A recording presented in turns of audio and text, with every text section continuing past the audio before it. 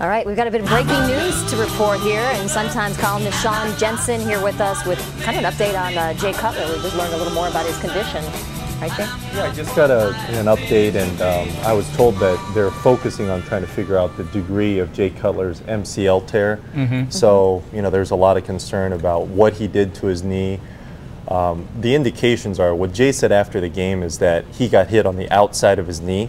We believe it's his left knee, and that's consistent with what an MCL tear is. When you get hit on the side like that, that's exactly the ligament that would be most damaged by it. So the question now is it a grade 1 MCL, serious? which means it's very minor, usually maybe takes an athlete out a couple of weeks, or if it's a grade 3, then you're talking upwards of, which is a complete tear, it'd be upwards of 6, 7, 8 weeks. So that would be the greater concern. But the key, I think, at this point is to know that it's not an ACL tear, which, as we all know, is the dreaded one, you know, for professional athletes, and especially somebody like a quarterback. So MCL tear, we're still waiting to see how serious it is. It's basically, they're trying to, the MRI this morning will determine what the grade is, you know, so it's 1, 2, or 3, and then you can sort of go where from you there. go from there. Exactly.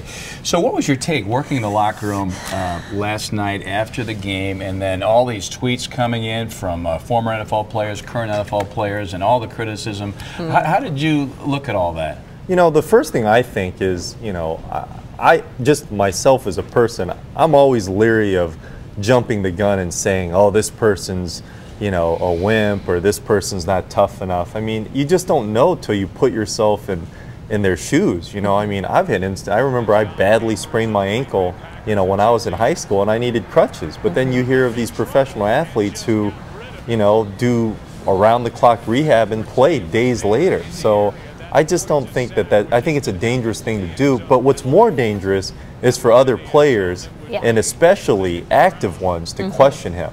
So the one that really surprised me was Bruce Gradkowski, who's the quarterback, well, a backup quarterback for the Oakland Raiders, you know, questioning whether Cutler's going to be your starting quarterback for the Bears next year, and whether, you know, his teammates have lost faith in him. That's a no-no in my book. It seemed like Olin Kreutz really came out in a strong way when he heard about some of those tweets, didn't he? And Urlacher did too. He said, you guys are sitting on the couch, we're playing, right? Yeah, and I mean, when I talked to Olin, he said he wanted to shut down the, you know what, blanking Twitter, and and those guys were very sensitive to that. And Brian, in his most heated comments, was fired up because he had come right into the post-game press conference room. Right, very, very strong.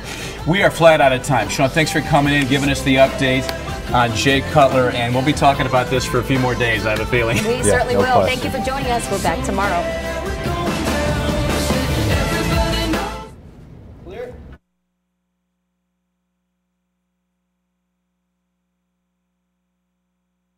Thank you, Sandra. He said he wanted to shut down the, you know what, blanking Twitter, and and those guys were very sensitive to that. And Brian, in his most heated comments, was fired up because he had come right into the post-game press conference room. Right, very, very strong. We are flat out of time. Sean, thanks for coming in, giving us the update on Jay Cutler, and we'll be talking about this for a few more days, I have a feeling. We certainly will. Thank you for joining us. We're back tomorrow.